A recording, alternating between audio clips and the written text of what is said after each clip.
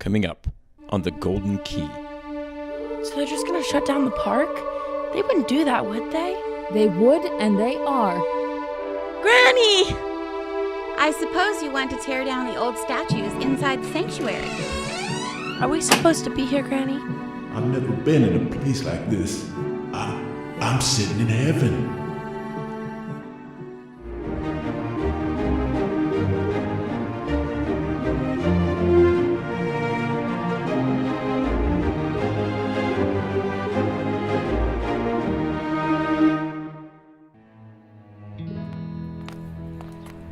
Hey, Veronica, where are you headed? Oh, hi, Marie. Just on my way home. I can't really talk long. My granny's coming to visit. She may even be there now. Oh, I think I met her. She lives out of state, right? Isn't she like your favorite grandma? Well, I wouldn't say I have a favorite, you know? They're both great, but she's really cool for sure. Hey, have you seen that sign before? Over by King's Park? No, I didn't see that. What does it say? Can't tell. Let's go check it out. Coming soon. Another fine addition by Nylog Construction. What? There's a drawing of it looks like an office building. Wait, they're building an office building here? So they're just gonna shut down the park? They wouldn't do that, would they? They would, and they are. That's why I have this sign. To put in the ground right by their sign. Oh, hi. We didn't see you walking up. So you put the sign here? Save Our Park Council Meeting, Tuesday, 6 p.m. Does that mean the town council? That's right. You girls should come if you care about keeping this park. Hasn't this park been here for over 100 years? 130, actually. Yes. But doesn't the town own it? Unfortunately, no. That's the problem. This park has been in the same family for generations. The Kings. Their great-grandparents set it up, so the people of this side of town would always have something beautiful, no matter what else developed. Trees, that pretty little creek, a nice little playground for the children. Yeah, some of my earliest memories are playing on that playground, and some of my best. You and a lot of us. But when old Mrs. King died, well, her children are scattered all over the country, and none cared if it stays a park. The town could buy it, but seems not to want to spend the money. Meantime, old Sam Nilix had his eye on this. As you see, he's got big plans for it. But how can you put up a sign if it isn't even sold yet? He shouldn't, but he thinks it's as good as sold. The family already agreed on a price. They just haven't finalized the transaction until after Tuesday's council vote. So, a group of us are going to make a case to the town council for keeping it a park, even if it costs some tax money. I can't imagine this neighborhood without the park. It's such a special place. I come here sometimes when I'm sad or just want to be surrounded by its beauty. I mean, we don't live right here, but what about the people who do? They deserve to see something besides buildings and traffic. Well, come tell the council that. They might listen to you. They don't believe us old fogies that anyone cares. Well, I couldn't talk to the town council. I mean, I wouldn't know what to say. Start with what you just told me. Look, I have to go. Nice to have met you. Come to the meeting, okay? Thanks, bye. Oh man, King's Park. Veronica, is that you? Yeah, it's me. Look who's here. Granny! There's another of my favorite grandkids. Where have you been, Veronica? Granny's been here like a whole 15 minutes already. Claire, that's not that long. I know, but you shouldn't keep old people waiting. Hey, Eric, Granny's not old. Anyway, Granny, sorry I'm late. I wanted to be here sooner, but, well, how are you? I'm fine, dear. How are you? You look a little blue. Are you all right? Well, yeah, kind of. It's, well, something my friend and I saw on the way home. What is it, honey? Did you hear about King's Park? Yeah, actually, we were all just talking about it. I saw the sign about the new building planned there on the way into town. You know, I have a lot of memories in that old park myself, Veronica. And I bet you do too. Yeah, I do. Why would anyone want to just put some ugly old office building in there? Technically, it'll be a new office building. Thanks, Peter. You know what I mean. Just saying, I don't like it either. Don't get me wrong. Some people just don't understand beauty. Veronica, listen, kids, do you want to take a drive with me? Sure. Where are we going? Will there be ice cream? Possibly. Depends on if you pay attention before that, Claire dear. Come on, get your shoes on. Wait, we have to wear shoes? Well, if there's ice cream. Mary's church? Why are we here, Granny? I just thought it might help illustrate what I wanted to tell you all, especially Veronica. This is really troubling you, isn't it, dear? It is, Granny. Maybe I'm too sentimental or too hung up on places and their beauty. You know what I mean? I don't think that's the case, Veronica. Would you just look at that building? I always loved to come here as a little girl. I like it too. As I think about it, it kind of reminds me a little bit of how King's Park makes me feel. Now you're on to something, Veronica. But did you know this beautiful old church almost became a big concrete box? What do you mean, Granny? Well, it's been many, many a year ago. More than 40 years, actually. I was still a parishioner here before your grandpa and I moved away. Excuse me, Joan, before you leave, may I speak to you about the church improvement project? I understand you're against our committee's recommendations to update the old look. Bob, yes, well, I understand your committee is convinced that more young people will come flocking to churches across America if we make them look more modern and in touch. Well, we're certainly not alone, There are countless articles suggesting it may be the only hope we have to connect with today's youth. I mean, it goes along with so many other needed changes. Modernizing our music, the way we present the faith, all of it. I understand your committee would prefer a whole new modernist building. Well, that's the ideal, of course. Though you don't have to say it as if you're speaking some profanity. Look, we know a new building is probably too expensive. So we'd settle for removing the vestiges of the old look, stripping it down inside, and hopefully out. I suppose you want to tear down the old statues and the more ornate elements inside the sanctuary. Yes, and beyond. There are some interesting thoughts out there. Some writers argue that if the church is God's house, it should feel more cozy, comfortable. Like someone's living room? Well, not exactly, of course. But what would be wrong with that? But this old church is so beautiful. When you go inside, it's like you're walking into, well, heaven. You're wise beyond your years, Claire. Bob, don't you understand that the fact that when you walk into this sanctuary, it feels different from the everyday humdrum of our lives is intentional? It's no accident. The church, at least Catholic churches, is where heaven meets earth, literally.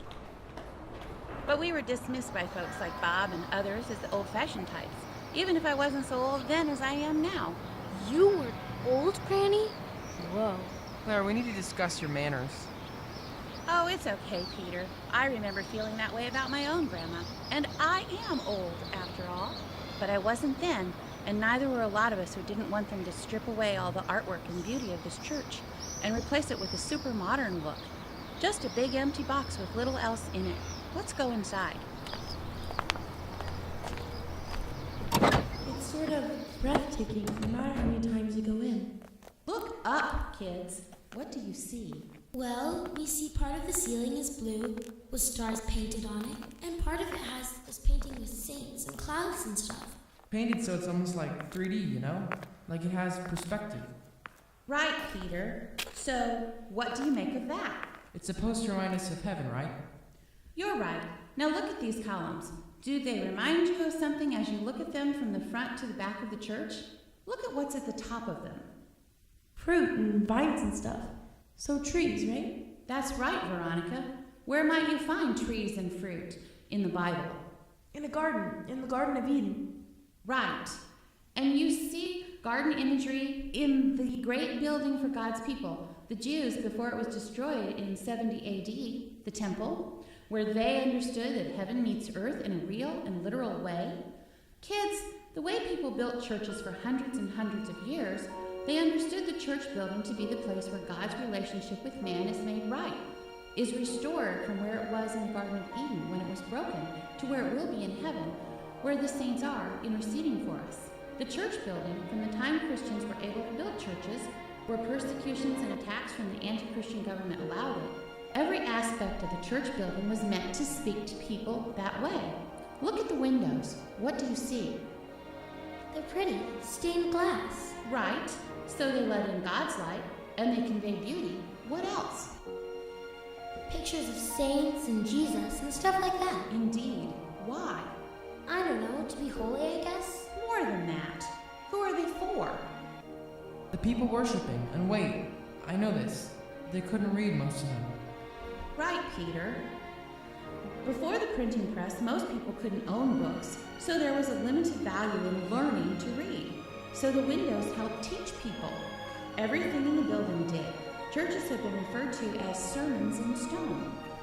There are a lot more examples I could give you of this sort of meaning being present in so many aspects of the way churches have been built for centuries and centuries, more than we have time to discuss right now.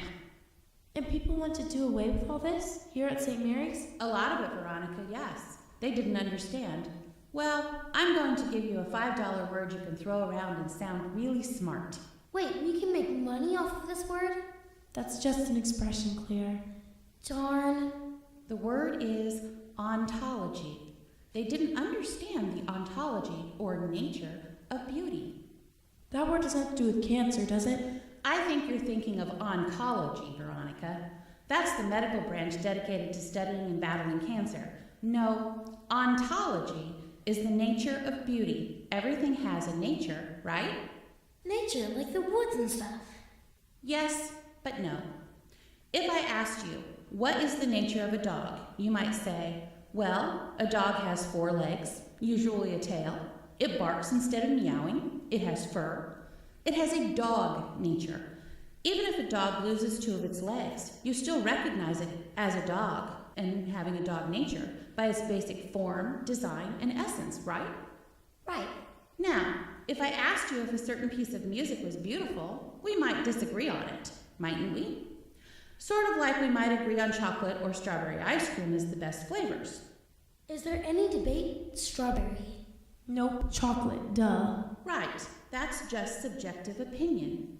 And that's what some of our fellow parishioners here at St. Mary's thought church buildings and beauty boiled down to.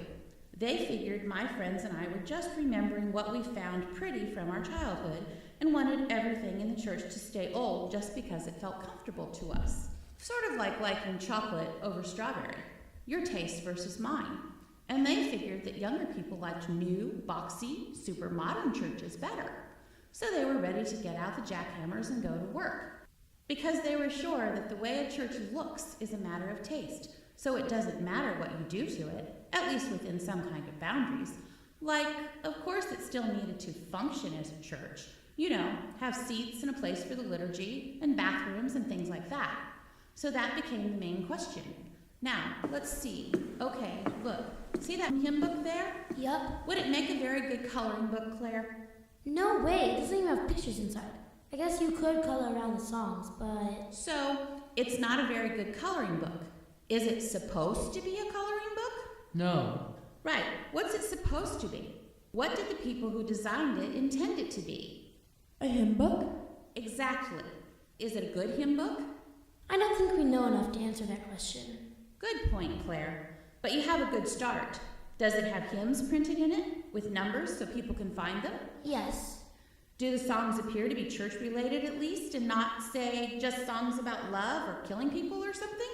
Well, technically, Jesus did get killed, and... That's true, Claire, but... So, ontologically, it's at least an okay hymn book, but it's a pretty bad coloring book. Probably not so good a mystery book or a car repair manual or comic book either. I hope not. Right. So in order to decide if something's good or not, we need to know what it is and how it's supposed to be. In other words, what is the nature of the thing?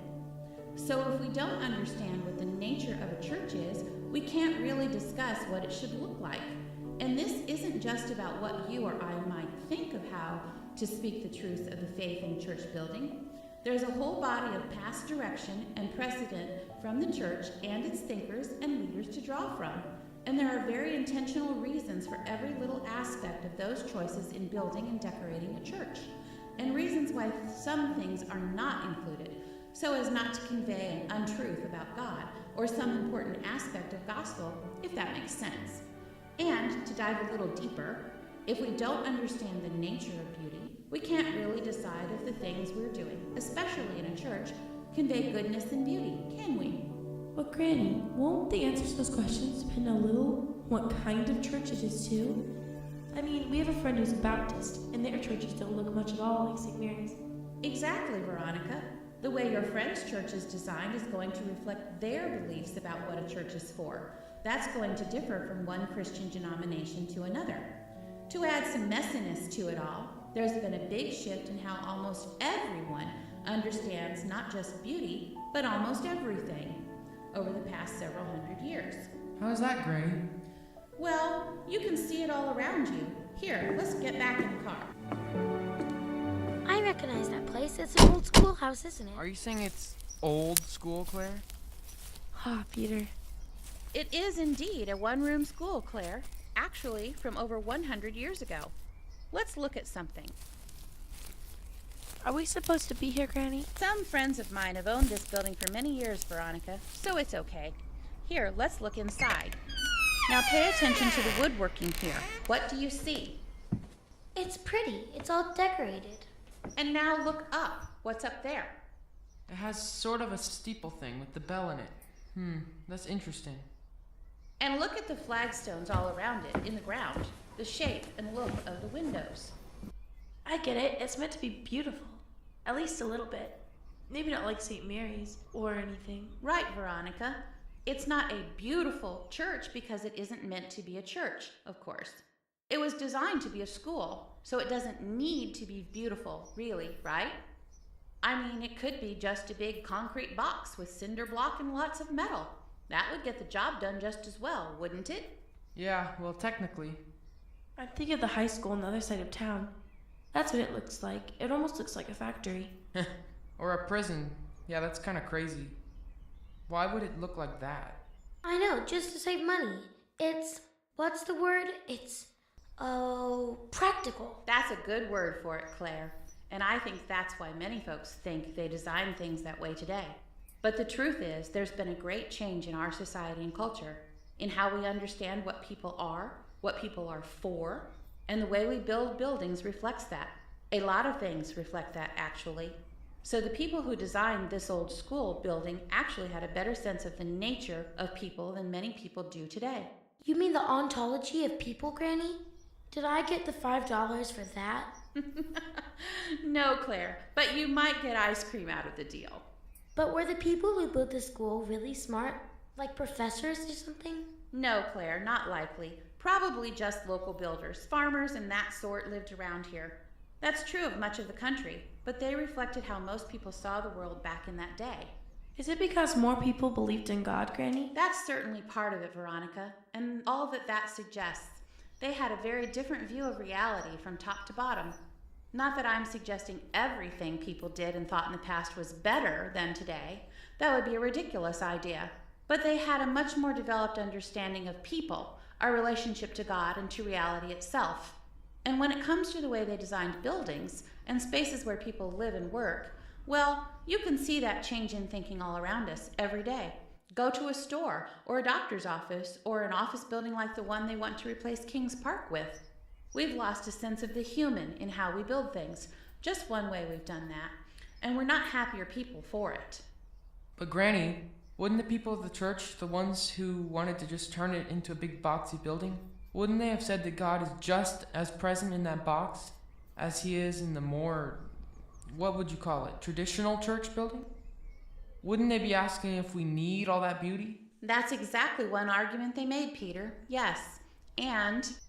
Joan, don't you understand that some people find that all those old traditional aspects of architecture and decoration just remind them of grumpy priests or other church leaders from their own childhoods? And Joan, you know it's true that God is present with or without all those things you're so attached to in churches. Statues, artwork, all of that. Well, Bob, it's true that some people did have unpleasant experiences in traditional-looking churches, but some people will surely have unpleasant experiences in new, modern-looking churches, too. And Bob, beauty, in a way, is another means of God being present to us. The great novelist Dostoevsky said that beauty will save the world. I don't think he meant that literally, of course, but beauty, Whether it's in a building or a piece of music or writing or a sunset, beauty lets us experience joy without having to explain it to ourselves. You might even say it's a kind of foretaste of heaven. To experience it can bring us closer to God. Why would we not care about it? So what happened, Granny, with your church? Obviously the big boxy building crowd didn't win out. Well, Veronica, you know, our priest, Father Mike, had been kind of unsure what direction to go with his decision. Though to tell the truth, I think he leaned more towards our way of thinking on it. But one day something pushed him along. He'd been corresponding, writing letters to a local man who had gone to prison for several years. Now this man had had a pretty rough childhood and in fact had never been to church before. But he wanted badly to change, to live a Christian life, and he started writing Father Mike while he was still in prison. After he got out, Father Mike helped him get a job, and he had saved up some clothes and money for him and asked the man to come see him at the parish. Come on. Everything's in my office, in the rectory. Let's just take a shortcut through the church sanctuary. It'll be quicker that way. Thanks, Father. Oh my word. JT, you coming? Just please, wait. Can we stay here a minute? Well, sure. JT, have a seat. Are you okay? It's just so beautiful here. I've never been in a place like this. This is heaven, man. I'm sitting in heaven. The two sat there for quite a while. The man was just in awe, looking around, tears in his eyes. Father Mike said that before he left, he showed the man the drawings of what the boxy church would look like.